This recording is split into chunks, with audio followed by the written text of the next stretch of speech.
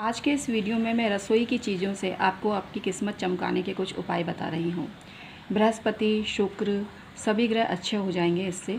2-3 प्रयोग बताऊंगी तो वीडियो पूरा दिखेगा। मैं हूँ डॉक्टर उमाश्री, आपकी अपनी ज्योतिषी। आपका बहुत बहुत स्वागत करती हूँ। मित्रों, कैसे हैं आप लोग? उम्मीद करती हूँ आप प्रसन्नता से होंगे। परमात्मा आपको सभी खुशियाँ दे। मित्रों, मैं 23 वर्षों से भी अधिक समय से ज्योतिष पर कार्य कर रही हूँ। मित्रों, यदि आपको ज्योतिषीय परामर्श चाहिए तो तुरंत संपर्क करिए।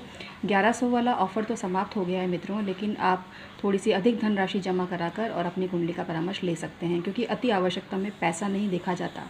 ये चीज़ देखी जाती है कि फ़ायदा कितना हो रहा है। कई कई केस में आप देखते हैं ना, करोड़पति, अरबपति, अथाह संपदा वाले लोग भी मुसीबतों को भुगतते हैं, क्योंकि वो समय रहते उपाय नहीं करते हैं। मैं नहीं चाहती आपके जीवन में किसी प्रकार का संकट हो। आप लोग सुख समृद्धि से भरपूर और उत्तम स्वास्थ्य के साथ जीवन यापन करें, यही मैं आपके लिए आशीर्वाद प्रेषित करती हूँ मित्रों। लेकिन कुंडली में कभी कभी कोई दिक्कत होती है तो समय पर परामर्श लेना ज़रूरी होता है, क्योंकि कहा भी गया है ना, अब पछतात होत क्या जब चिड़िया चुग गई खेत। जब समय निकल जाता है उसके बाद सारे उपाय निष्फल होते हैं, बेकार हैं, किसी काम के नहीं होते। इसलिए थोड़े से पैसे को मत देखिए, अपने वक्त को सही करना सीखिए। वक्त हाथ से फिसल जाता है, पैसा तो फिर आ जाएगा, लेकिन जो वक्त, जिस समय आपको सुख भोगना था, आपके पाप ग्रहों की वजह से आप वो सुख नहीं भोग पाए, तो फिर समय तो वापस मिलेगा नहीं ना। समय कभी वापस लौट के आया है क्या? समय को कोई कैद करके रख सका है क्या? पैसा तो फिर भी कमाया जा सकता है, लेकिन बीते हुए वक्त को कितना भी धनराशि खर्च करके वापस नहीं लाया जा सकता। अगर जीवन के इस मूल मंत्र को आप समझ गए तो मेरी बात भी आपको समझ में आ जाएगी। बाकी जैसी आपकी मर्जी, मेरा काम था आपको सलाह देना। बाकी आप अपनी मर्जी के मालिक हैं, जो आपको सही लगे वो ही काम करें आप।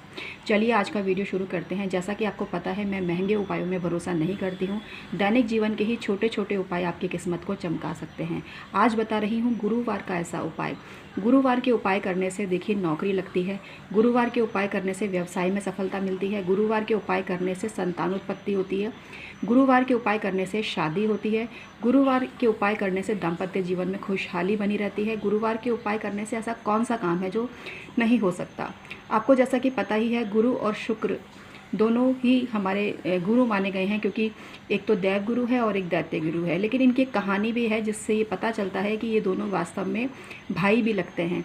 और शुक्र को जो विद्या दी गई है, वो विद्या उन्हें स्वयं भगवान शंकर ने दी है। इसकी भी एक कहानी है जो मैं फिर कभी आपसे जिक्र करूंगी। और बृहस्पति ने तो ज्ञान को प्राप्त किया ही था, तो बृहस्पति तो ज्ञानी है ही, शुक्र भी महाज्ञानी है।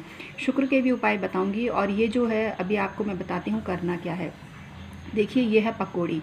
तो पकौड़ी से संबंधित मैं एक चीज़ आपको बता दूं कि पकौड़ी को घर में बनाना बहुत ही शुभ होता है।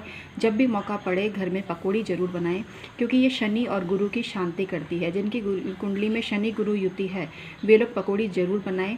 इसके अलावा जिनको बृहस्पति अस्त है, कुंडली में नीच राशि का है, वो गुरुवार के दिन पकौड़ी बनाएं और उसका गुरुवार को दान करें, गरीबों में पकौड़ी वितरित करें। इसके अलावा जब भी कढ़ाई में पकौड़ी डालें तो अगर आप शुरू में 5 की संख्या में पकौड़ी डालते हो तो बहुत ज़्यादा शुभ होता है, क्योंकि पकौड़ी डालते समय आप गिनते नहीं हो। इसलिए आप ऐसा ट्राई करें एक बार कि जब भी आप पकौड़ी डालें 5 पकौड़ी डालें, और देखिएगा आपका व्यवसाय कितनी उन्नति करता है। इसी प्रकार से जब आप पकौड़ी का किसी को दान देते हैं गुरुवार के दिन, तो साथ में एक एक केला भी दें। पकौड़ी और केला, इसका कॉम्बिनेशन बहुत ही बढ़िया है। और दोने में रखकर दक्षिणा सहित कम से कम 17 गरीबों को या 16 गरीबों को दान दीजिए। और ऐसा करने से आपके बहुत ज़्यादा, जिसको बोलते हैं, बुरे कर्म समाप्त हो सकते हैं, क्योंकि कुछ पिछले जन्म के ऐसे कर्म बंधन होते हैं जिसकी वजह से इस जन्म में मनुष्य को यथोचित लाभ नहीं मिल पाता, संपदा और सुख संपदा नहीं मिल पाती। अब देखिए, ये है किचन रोल। आपको क्या करना है, एक और उपाय बता रही हूँ। किचन रोल लेना है और हल्दी से ही आपको इस पर अपनी जो इच्छा है ना वो लिख देनी है। हल्दी से अपनी इच्छा लिख देनी है और फिर गुरुवार के दिन आपको पीली गाय को ढूंढना है।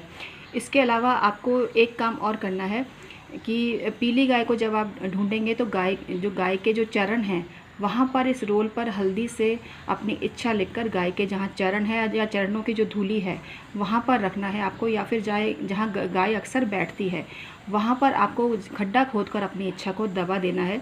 वहाँ पर गाय बैठती है, तो जैसे जैसे गाय ज़्यादा समय वहाँ बैठेंगी तो आपकी जो मनोकामना है बहुत ही जल्दी पूरी होगी। इसी प्रकार से जो पकौड़ी है ना, पकौड़ी भी आप गाय को खिलाएं। रोटी भी आप खिला सकते हैं, रोटी के ऊपर पकौड़ी रखकर भी आप खिला सकते हैं। अगर आपका बृहस्पति सूर्य के साथ में है तो गेहूँ की रोटी बनाएं और उस पर पकौड़ी रखें और वो रखकर आप गाय को खिलाएं। ऐसा करने से आपको बहुत ही ज़्यादा फ़ायदा मिलेगा। अगर आपको शनि भी सता रहा है तो तिल्ली के तेल में तलें और लोहे की कढ़ाई में तलें ये पकौड़ी, और फिर आप पीली गाय को खिला दीजिए। तो देखिएगा आपके ज़िंदगी में कितना ज़बरदस्त बदलाव होने लगता है।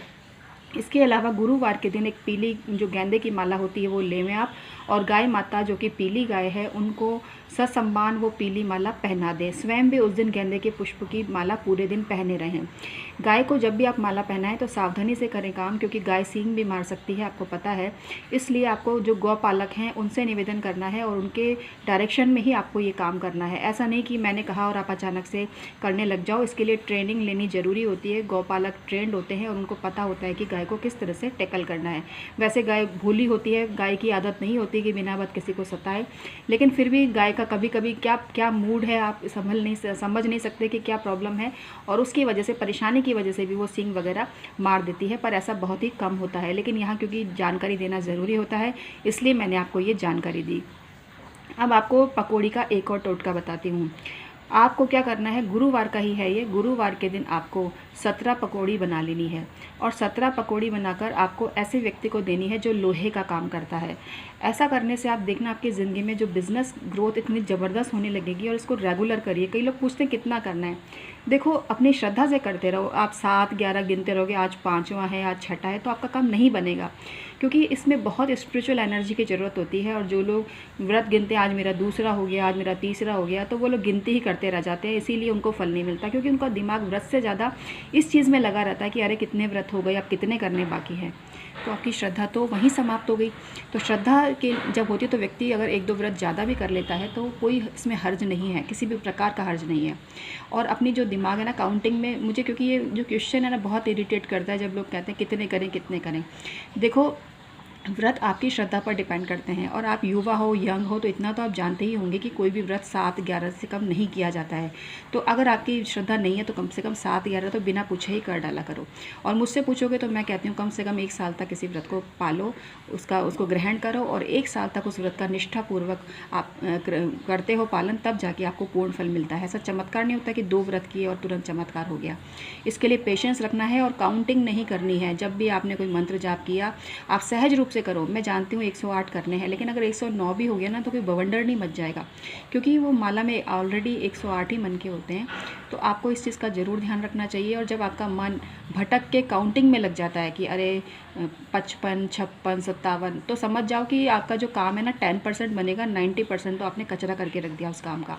आपका जो दिमाग है, क्योंकि भावना सिर्फ भगवान को देखती है, भक्ति को देखती है, वो काउंटिंग नहीं देखती।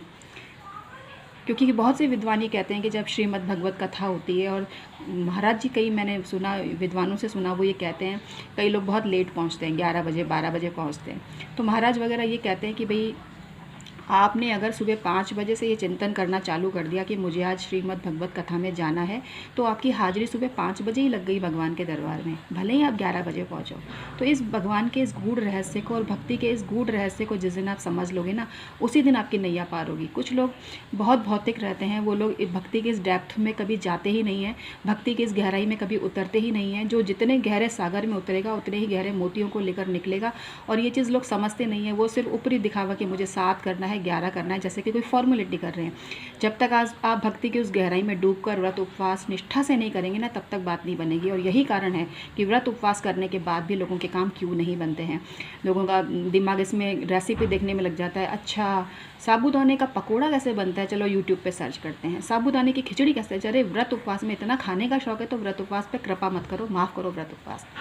मुझे गुस्सा आता है और मैं ऐसे ही बोलूँगी। अगर आपको व्रत करना है तो तरीके से करो, आपका खाने में दिमाग लगना ही नहीं चाहिए।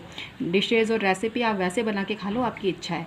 लेकिन आपको जिस दिन व्रत में अगर आपका दिमाग इस चीज़ में चल गया कि आज मैं ये रेसिपी देख लूँ, वो रेसिपी देख लूँ, तो भी आपकी बात नहीं बनेगी, क्योंकि आपका जो दिमाग है सिर्फ भक्ति पर केंद्रित रहना चाहिए था, लेकिन वहाँ केंद्रित ना रह के आपका दिमाग खाने पीने में और इसी में लगा हुआ है, तो आपका फिर कल्याण कैसे होगा। तो आपको खाने का शौक है तो फिर व्रत मत करो, आप खाते ही रहो। आज का वीडियो कैसा लगा मुझे ज़रूर बताना।